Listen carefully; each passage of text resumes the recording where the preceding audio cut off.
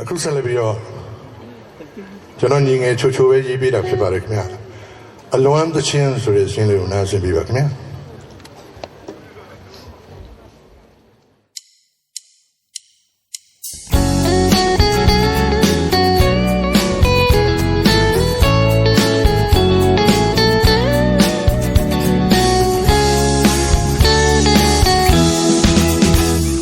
ချစ်ဆုံးချစ်သူရဲ့ဝေဒနာရင်မှမလွယ်နိုင်တာဒီသားနဲ့လေဆောင်း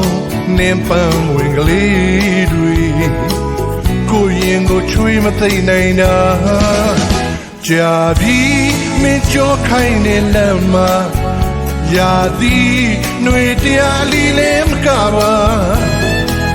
ဆုံးကန္တာခရီးချမ်းမှာလှမ်းလျှောက်ရတယ်လို့လမ်းပြောက်ရသူရင်မနွမ်းနေရင်အလွန်သချင်းလေးတွေရင်မတီးမယ်ပန်းချင်းလေးတွေချိုင်လိုက်စေမယ်အလွန်သချင်းလေးတွေရင်မတီးလိုက်မယ်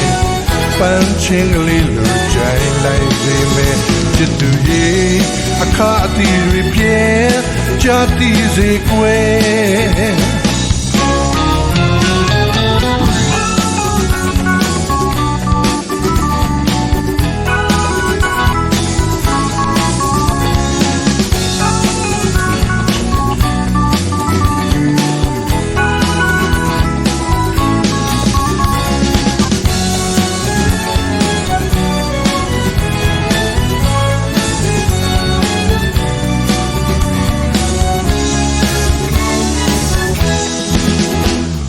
ချစ်ဆုံးချစ်သူရဲ့စုံစည်းဖို့ဟာမလွယ်တမ်းမှန်သိထားခဲ့ပြီခံချုပ်ခဲ့တဲ့ဆန်းကိုအမြဲကိုမျောလင့်လို့နေတာကြာပြီးမင်းကြောခိုင်းတဲ့လမ်းမှာရာသီຫນွေတရားလီလဲမကပါဆုံးကန္တာခရီးချမ်းမှာလှမ်းလျှောက်ရတယ်လို့လမ်းပြောက်ရသူရင်မနွမ်းနေရင်အလွန်သချင်းကလေးတွေရင်မတီးမယ်ပန်းချင်းကလေးလိုချိုင်လိုက်စေမယ်အလွန်သချင်းကလေးတွေရင်မတီးလိုက်မယ်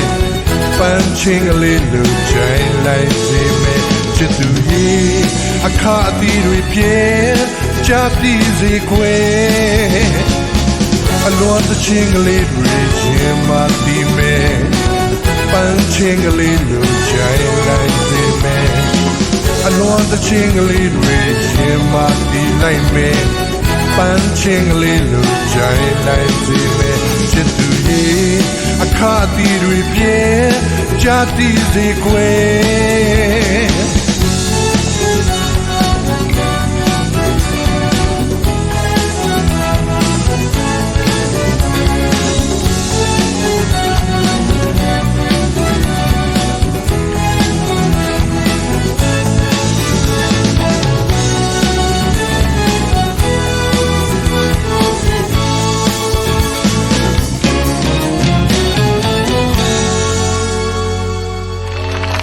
ကျေးဇူးတင်ပါတယ်